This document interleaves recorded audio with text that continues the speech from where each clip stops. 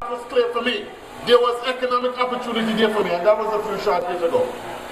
Now today the young people of Cedar Grove, today the young people in Antigua do not have the same opportunity. They cannot expect reasonably under this UPP administration that within a 6-month period, that within a 12-month period, that within an 18-month period, that within a 3-year period, that they can look forward to finding gainful employment after having left school. Now I must ask you young people in this community, how did we come to such a position? How did we arrive at this position? You know, there's an old saying, if you do not know where you're going, any road will take you there. When we leave here tonight, each of us are going to go to our own homes. And we are going to know which of the roads leading away from Cedar Grove we're going to take to go there. So we always have in our mind a roadmap of some place we want to go and how we're going to get there. And if on your way there you have to make a diversion, you know how to get back on your path. This administration came to office in 2004 without a plan, without a roadmap. It didn't know where it was going. All that it knew, it had converted the idea that there was an administration in place for more than 20 years that it wanted to enjoy some of that power. And it did everything possible to undermine confidence in that government, and which is not to say that the Antigua Labour Party was without its flaws. But it did everything possible, and having put together a campaign and perhaps relying on a lot of negative shit, it came to office, but without a plan. And what happened? Because it had no plan, it squandered the resources, it squandered the wealth that was in the country. How do we know that there was wealth in the country that the Labour Party administration before that had yet to tap into? Even though the Labour Party had built that wealth through the expansion of the economy year after year. When the UPP administration came into office, yes, the government of the day prior had certain fiscal challenges, and by that I mean there was issues in terms of balancing the checkbook. Government expenses had exceeded government revenue, and that is what we call a fiscal challenge. But what happened, what the UPP did, they set about to implement 2 tax measures that gave them an increase in revenue of $200 million per year.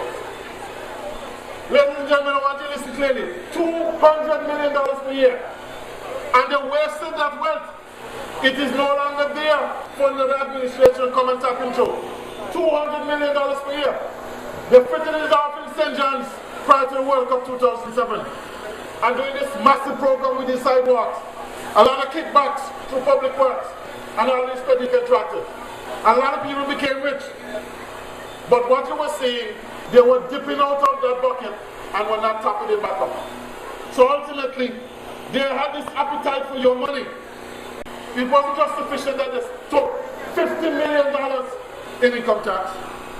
They took an additional $142 million in the ABST. You felt it.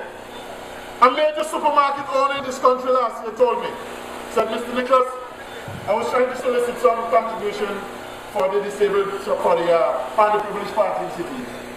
And he said, I do not have anything to give this year because I can't make a dollar's profit. The government of the day is killing me with this high rates for electricity. It's 15% higher than I would have paid in any other country. I can't make any money. And in addition to that, he said, the food is not moving off the shelves as fast as it would.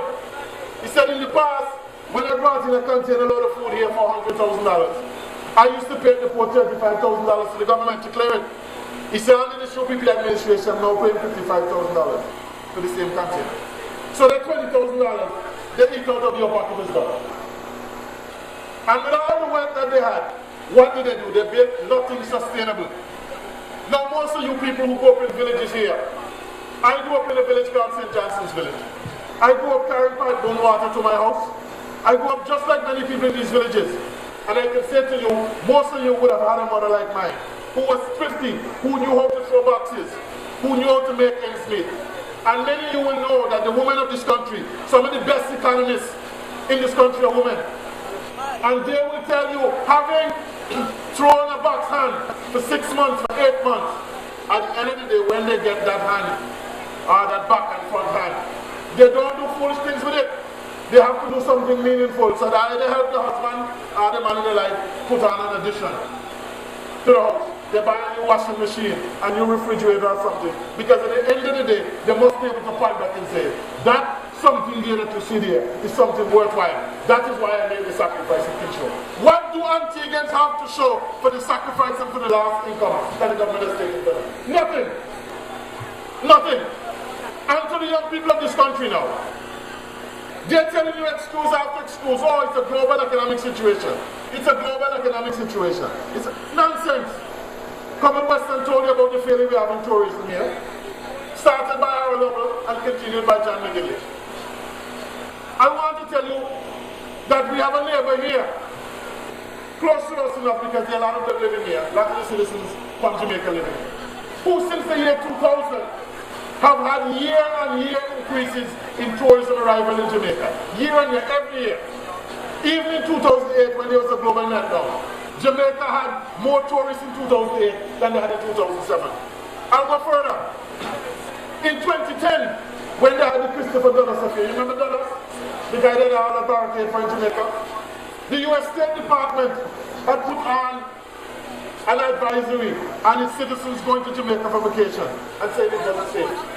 Jamaica derived at that point 67 out of every 100 tourists that went to Jamaica came from the United States. And you know what happened in Jamaica that year?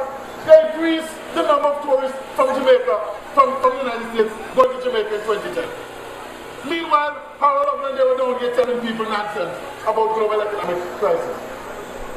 The Jamaicans recognized that the European economies were constricted and they were going to get less tourists from Europe. You know what they said? Looking over at Canada. Canada had a performing economy. They didn't have a financial meltdown like the rest of the Western world. And so what did they do? They shifted the resources, they shifted the wealth, they shifted the tax money, and they started doing more promotions in Canada. What did that result in?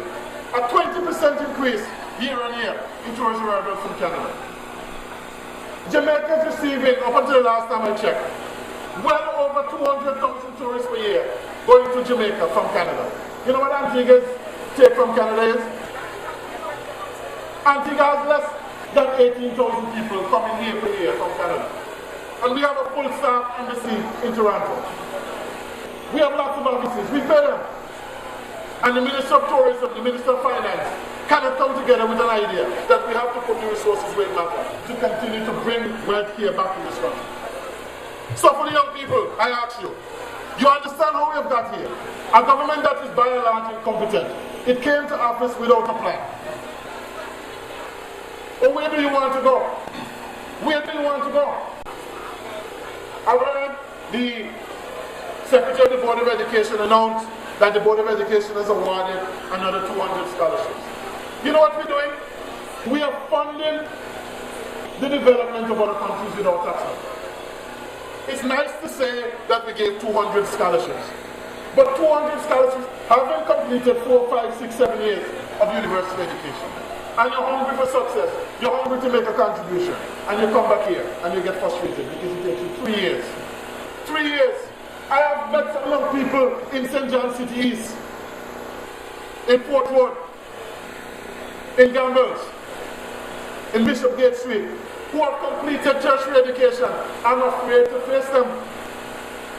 Not that we don't talk, but the frustration in these people's eyes, the daily frustration, nothing to do, nowhere to turn, unable to expand, and unable to utilize the skills that they have learned.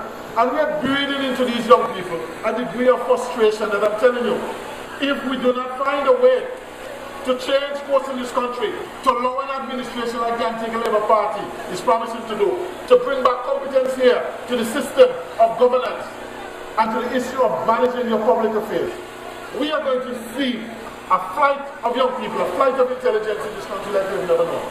And you know who want them? The United States, they want them. Pretty soon you're going to see that they begin to issue long-term visa requirements.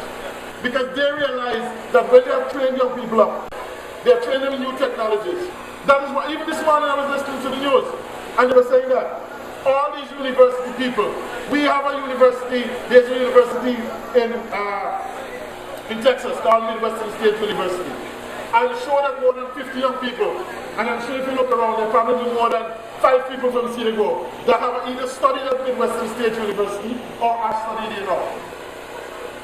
And pretty soon, they're not going to be able to come back here because the word is out. There are no economic opportunities here for them. So where do they want to go? People expect economic opportunities here when they come back home from university. So it is only one part of the shilling to provide for the scholarships. And let me say, the UPP should not take any false credit for the ability that there is a fund here that can fund education scholarships. Because when the ABSD, when the education levy was introduced, they were opposed to it. So let them not take any false credit for it. But I do want to say, if the young people are expected to have opportunity when they come back, they're going to need an administration that has competence. They're going to need an administration that understands how to expand the economy, how to create wealth, so that there's a meaningful place for them. In 5 to 10 years, we're not going to be able to refer to them as young people. These are going to be the nucleus of our families that are going to build a new society. That is going to build a society. In 5 to 10 years, 15 years, even me, standing here as a young man, is going to be looking forward to my retirement. So those young people have to get into their productive years and become useful right away. I see the chairman watching this clock. But I want to say to you young people, how do we get from where we are to where you want to go? How do we get from where we are to where you want to go? And the issue is, you've got to become involved in your own development, in your own future. You don't have to hide, you don't have to search too long to find the facts. It is clear, when you assess the administration of the day, Baldwin Spencer has not been able yet to do a cabinet reshuffle. In the 80s he has been there. He has had to contend, he has had to put up with his own incompetence and the incompetence of many of his other ministers. He does not have a bench. His bench is short. Many of you watch basketball and you know what I mean when I talk about the bench. You have a good bench. A set of reserve players.